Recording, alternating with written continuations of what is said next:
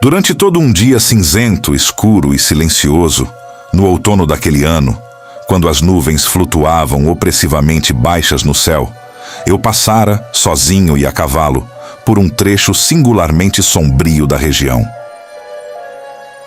Por fim, encontrei-me, quando as cortinas da noite se fechavam, à vista da melancólica casa de Usher.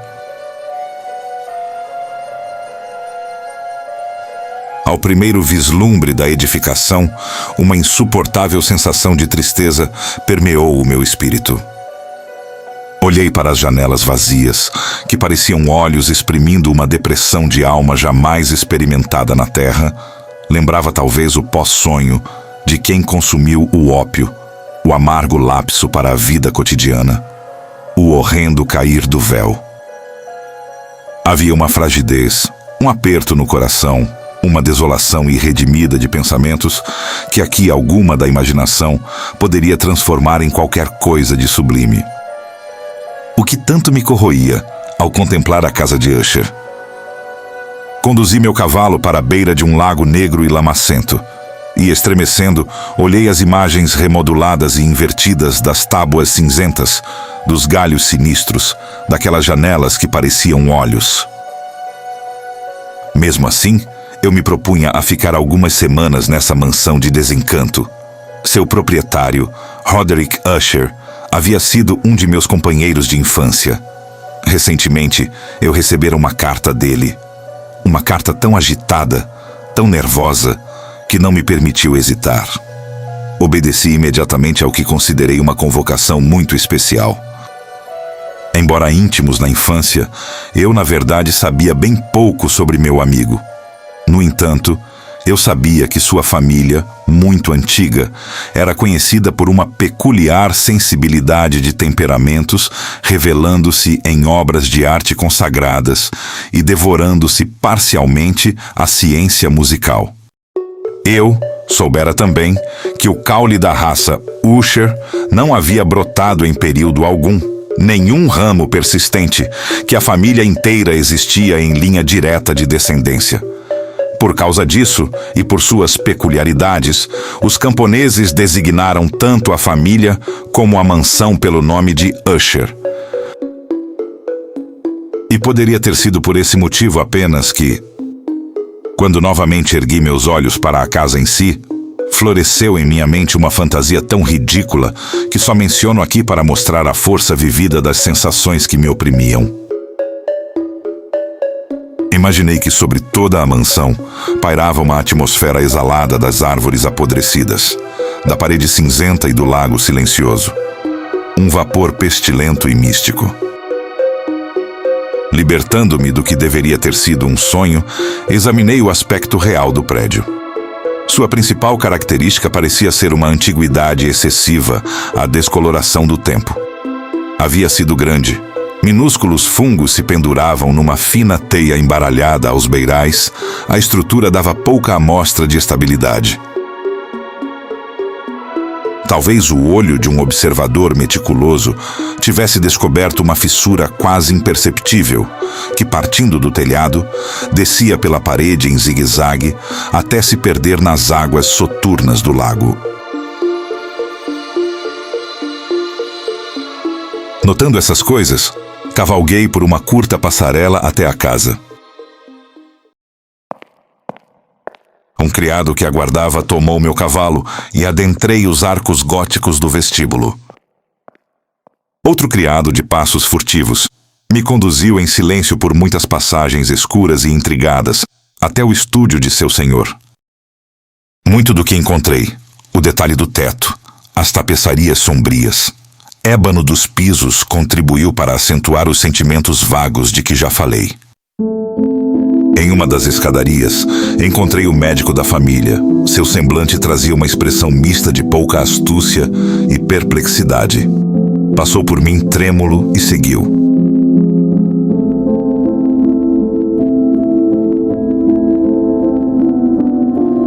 O criado abriu uma porta e me conduziu à presença de seu senhor.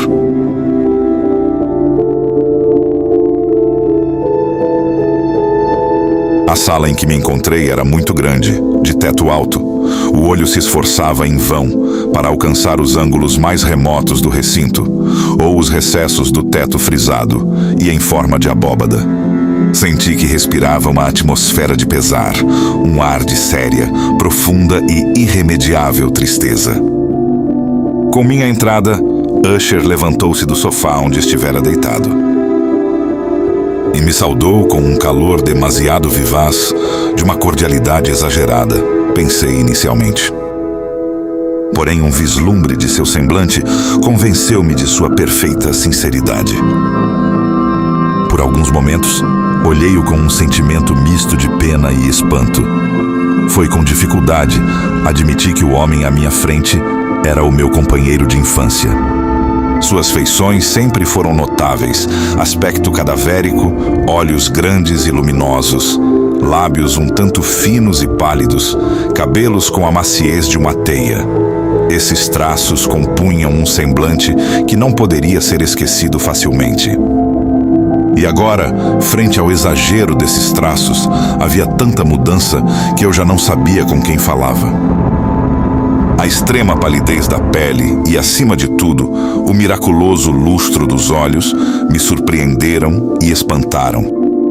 O cabelo sedoso também havia crescido descontrolavelmente e mais flutuava, que caía ao redor da sua face. Não pude conectar a expressão arabesca com qualquer ideia de simples humanidade. Fui imediatamente atingido por uma incoerência, uma inconsistência. Logo descobri que se devia a uma série de esforços débeis e fúteis para superar uma agitação nervosa.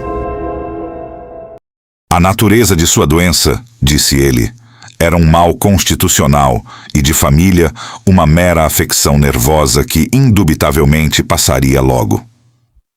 Ela se revelava em sensações não naturais, uma agudeza mórbida dos sentidos. Apenas o alimento mais insípido era suportável. Ele só podia usar vestimentas de uma certa textura. Os odores de todas as flores eram opressivos. Seus olhos eram torturados pela mais tênue luz. E apenas sons peculiares de instrumentos de cordas não lhe causavam horror. Soube também, por sugestões fragmentadas e equivocadas, de outras características de sua estranha condição mental. Ele estava acorrentado por certas impressões supersticiosas no tocante à habitação que ocupava. Sobre uma influência cuja força era transmitida em termos velados demais para serem recuperados. Uma influência que certas peculiaridades na forma e substância da mansão de sua família haviam obtido sobre seu espírito. Um efeito que a constituição das paredes e torres cinzentas haviam, com o tempo, trazido sobre a moral de sua existência.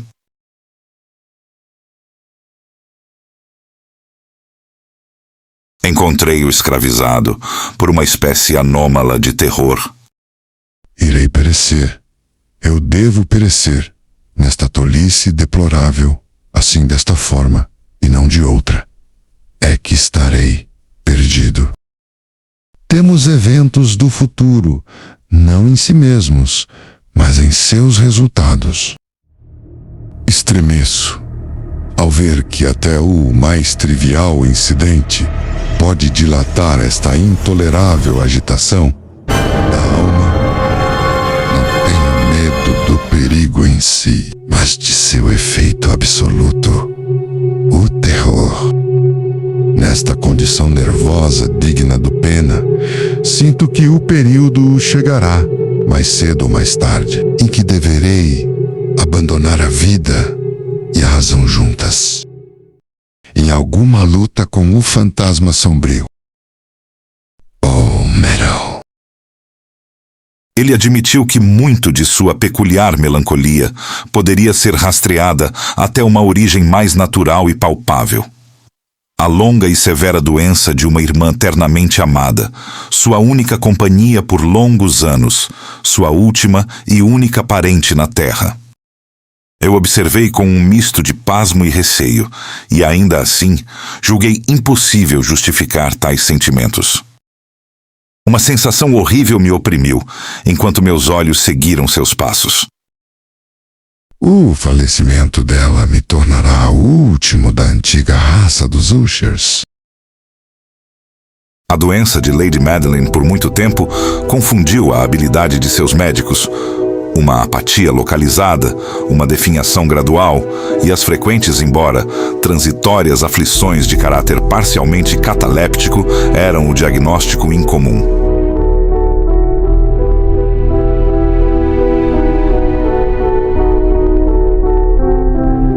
Até o momento, ela havia constantemente resistido à pressão de seu mal.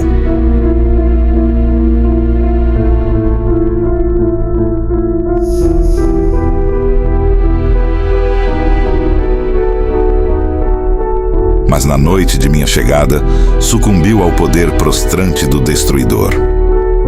Por diversos dias, seu nome não foi mencionado por Usher ou por mim, enquanto eu me empenhava em aliviar a melancolia de meu amigo. Pintávamos e líamos juntos, ou eu ouvia, como se num sonho, as selvagens improvisações de sua guitarra. Vinha perceber a futilidade das tentativas de animar uma mente a qual a escuridão se vertia sobre todos os objetos do universo mortal e físico, numa incessável radiação de tristeza. As pinturas sobre as quais sua elaborada imaginação pairava, eu tentava extrair aquilo que poderia ser explicado por meras palavras. A sombra que eu sentia em sua contemplação dos fulgurantes, embora concretos devaneios do pintor Fuseli. Eu soube que o vislumbre que eu havia obtido seria provavelmente meu último, que a dama, ao menos enquanto viva, não seria vista por mim. Se algum mortal um dia pintou uma ideia, esse mortal foi Roderick Usher. Erguia-se das puras abstrações que o hipocondríaco lançava sobre a tela. Uma intensidade de intolerável assombro, o qual, não tão rigidamente abstracionista, pode ser delineado, embora debilmente, em palavras. Uma pequena imagem representava o interior de uma cripta ou túnel retangular imensamente longo, com paredes baixas, lisas e sem interrupção.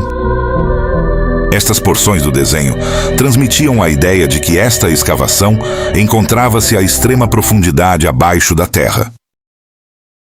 Nenhuma saída era observada, nenhuma tocha ou outra fonte de luz discernível, mas uma torrente de raios intensos banhava o conjunto num lívido e inapropriado esplendor.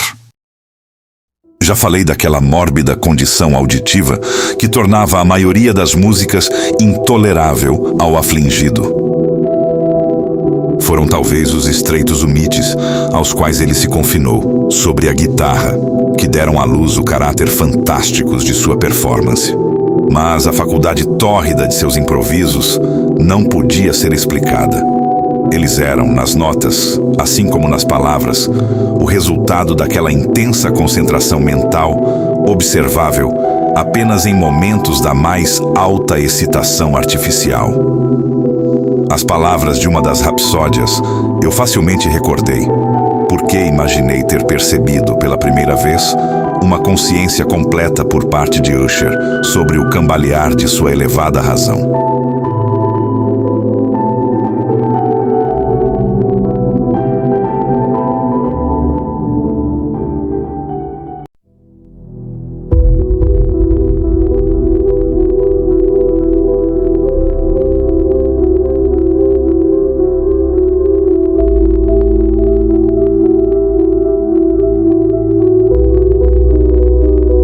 Os versos chamados O Palaco Assombrado.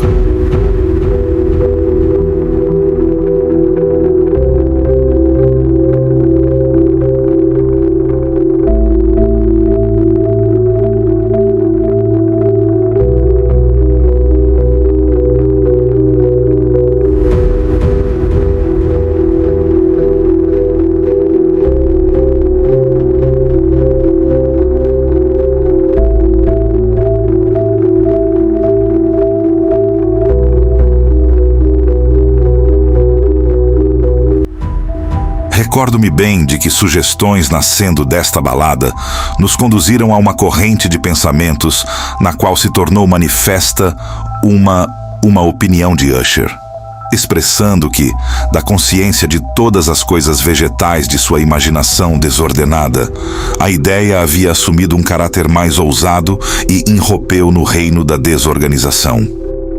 A crença estava ligada às pedras cinzentas da casa de seus antepassados. As condições de consciência haviam estado lá, ele imaginava, na ordem de seu arranjo, nos muitos fungos que as recobriram e nas árvores apodrecidas que se erguiam ao redor. Acima de tudo, na longa permanência imperturbada desse arranjo e em sua reduplicação nas águas imóveis do lago. Sua evidência estava para ser vista, ele dizia, na condensação de uma atmosfera própria em volta das águas e paredes.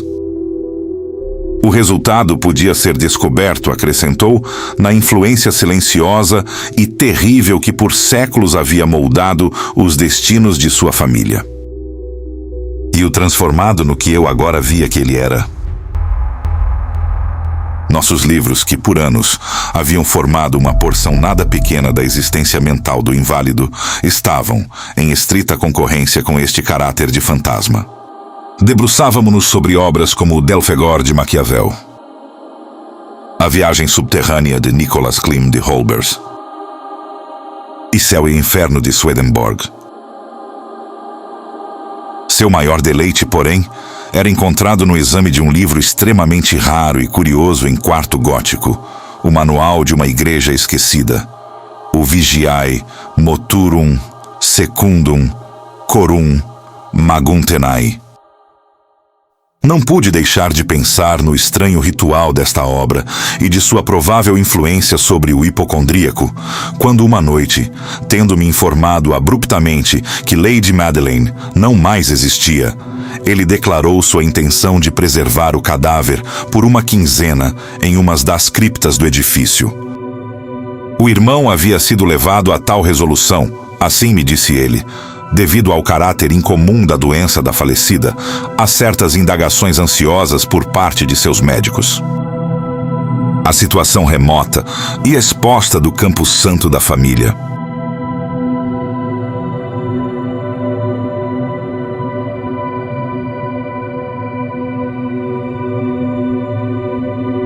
Não negarei que, quando chamei à mente o sinistro semblante da pessoa a quem encontrei na escadaria no dia de minha chegada, não tive desejo de opor o que considerei ser, na melhor das hipóteses, uma precaução inofensiva.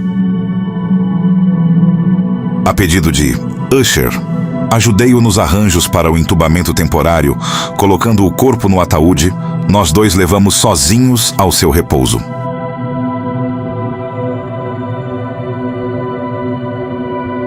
A cripta era pequena e completamente impossibilitada de admitir luz, repousando a grande profundidade imediatamente da parte da mansão em que ficava meu aposento.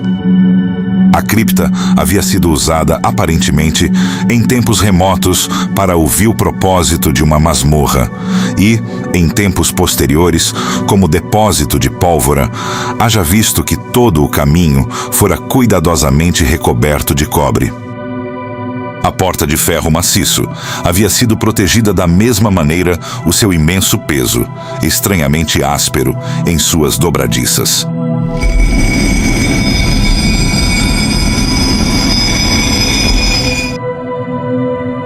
Tendo depositado nossa pesarosa carga sobre cavaletes dentro dessa região de horror, voltamos para a ainda não parafusada tampa do caixão e olhamos o rosto da inquilina. Uma notável semelhança entre o irmão e a irmã prendera minha atenção. Usher me contou que havia sido gêmeos e que simpatias de uma natureza pouco inteligível haviam sempre existido entre os dois. A doença que assim sepultara a dama na maturidade da juventude deixara, como é costumeiro em todas as doenças de caráter exatamente cataléptico, a limitação de um leve rubor sobre o colo e rosto. Aquele derradeiro sorriso nos lábios, que é tão terrível na morte. Repousemos e parafusamos a tampa.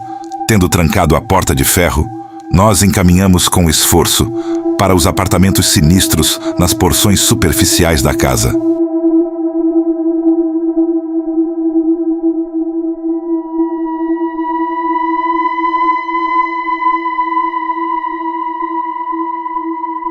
Após alguns dias dolorosamente amargos, uma mudança fez-se aparente em meu amigo.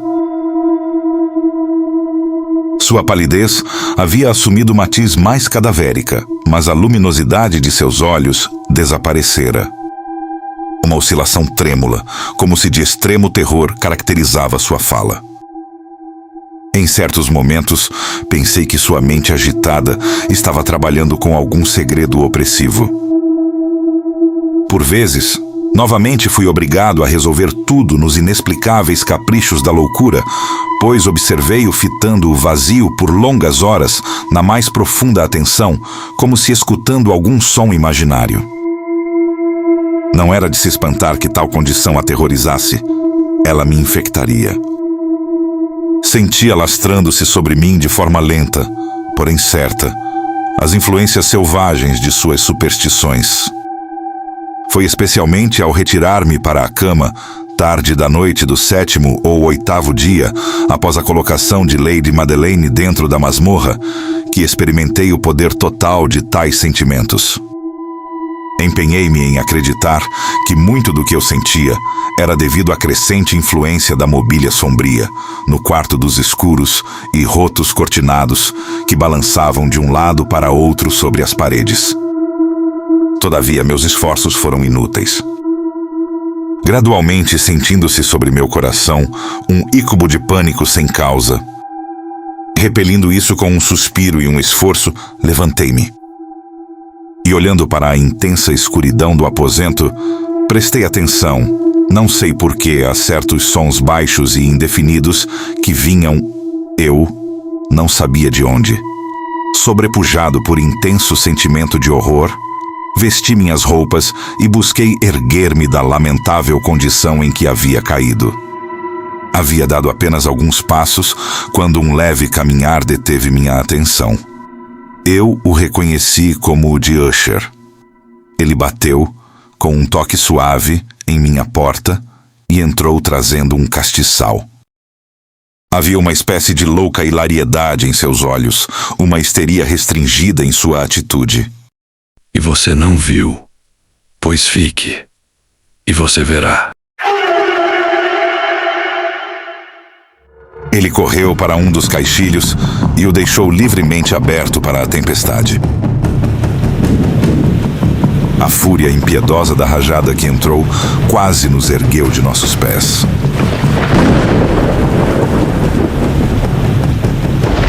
Era sem dúvida uma noite tempestuosa, ainda que bela, singular em seu terror e beleza. Imensas massas de vapor agitado brilhavam na luz abominável de uma exalação gasosa, francamente brilhante e distante visível, que rodeava a mansão. Você não deve! Você não vai olhar isso! Essas aparições são apenas fenômenos eletrônicos nada incomuns. Ou talvez tenha sua horrível origem nos miasmas fétidos do lago. Vamos fechar este caixilho. O ar está gelado e é perigoso à sua constituição. Este é um dos seus romances favoritos. Eu lerei e você escutará. Dessa forma, passaremos juntos esta noite terrível. O antigo volume era Mad Trist, Lancelot Channing. Eu havia chegado àquele trecho da história onde entrego o herói, tendo buscado em vão uma admiração pacífica namorada do eremita, faz uma entrada à força. Ethelred, e com golpes, criou rapidamente espaço nas tábuas da rota para sua mão enluvada. Então, puxando vigorosamente, ele de tal maneira rachou, rasgou e despedaçou a toda, que o ruído da madeira seca e soando oca reverberou pela floresta. Ao término desta sentença, quando ia recomeçar, fiz uma pausa, pois pareceu-me que, De alguma ala remota da mansão, vinha o eco do mesmo som de quebrar e rasgar, tão particularmente descrito. Mas Ethelred, agora entrando, ficou enfurecido e surpreso por não ver sinal do eremita malicioso. Em seu lugar, contudo, havia um dragão de prodigioso porte, sentado em guarda, ante um escudo de metal brilhante. Ethelred golpeou a cabeça do dragão, que tombou à sua frente, com o grito mais áspero e medonho que já havia escutado.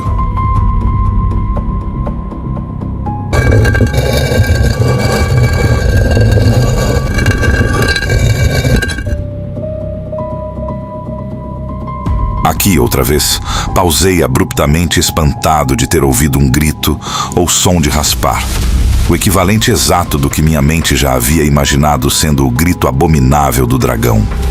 Oprimido como eu estava pelo assombro e extremo terror, retive suficiente presença de espírito para não excitar o nervosismo sensível de meu companheiro, embora uma estranha aterração já houvesse ocorrido em seu comportamento, e ele balançasse de lado a lado em oscilação constante e uniforme. É desta feita, tendo o campeão escapado do dragão, aproximou-se da parede onde estava o escudo que caiu aos seus pés sobre o piso prateado, emitindo o prolongado e terrível som de um sino. Assim que essas sílabas haviam passado por meus lábios, percebi uma reverberação distinta, metálica, aparentemente abafada.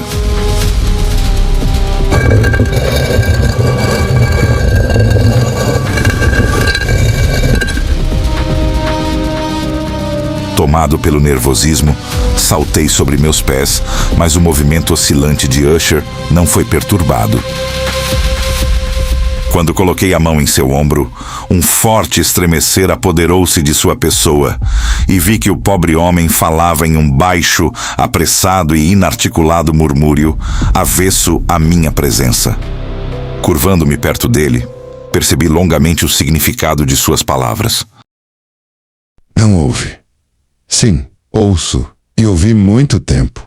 Muito e muitos minutos. Muitos dias. Eu ouvi. Mesmo assim, não ousei. Pobre de mim, infeliz miserável que sou. Não ousei falar. Nós a pusemos viva na tumba. Não disse que meus sentidos eram agudos? Pois agora lhe digo que ouvi os primeiros movimentos dela no caixão oco. Muitos dias atrás, mas não ousei falar. Foram o romper de seu ataúde. Foram o ruído das dobradiças de sua prisão. E seus esforços dentro do corredor cobreado da cripta. Para onde correr? Não estará ela em breve aqui para censurar minha precipitação? Não foram seus passos que ouvi na escada? Não são as pesadas batidas de seu coração que agora percebo? Louco, eu lhe digo que ela está do outro lado da porta.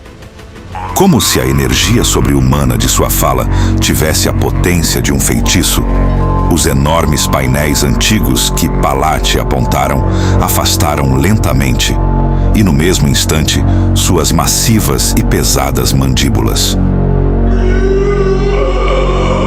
Isso era obra do vento que soprava, mas então, além das portas, estava a alta e amortalhada figura de Lady Madeleine de Usher, com evidência de cada porção de sua estrutura emaciada. Por um momento ela permaneceu no portal, trêmula e cambaleando de um lado a outro. Então, com um grito lamentoso, caiu pesadamente para dentro, sobre a pessoa de seu irmão, em meio agora agonias da morte. E o lançou ao piso já como um cadáver, vítima dos terrores que ele havia antecipado. Daquela câmara, daquela mansão, eu fugi horrorizado. A tempestade ainda estava à solta em toda a sua fúria quando me vi cruzando a velha passarela.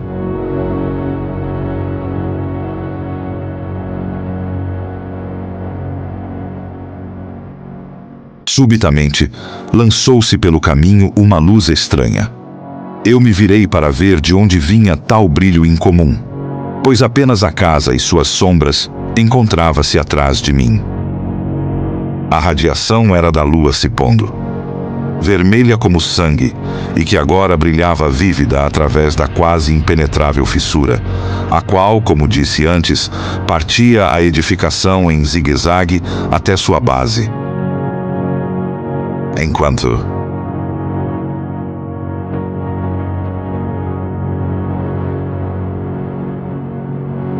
e a órbita inteira do satélite rompeu de vez em minha vista.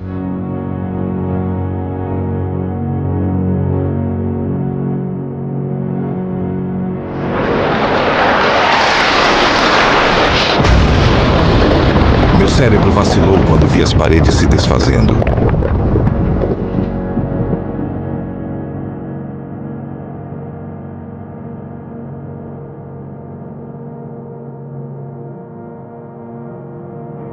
Houve um longo e tumultuoso grito como se uma voz de 1000 águas.